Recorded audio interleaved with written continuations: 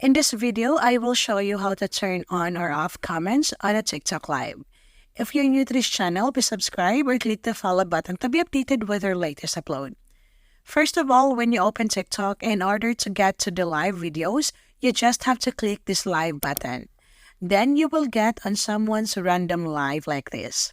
So let's say I'm on this person's live right now, and you can see the comments starting when you join the live.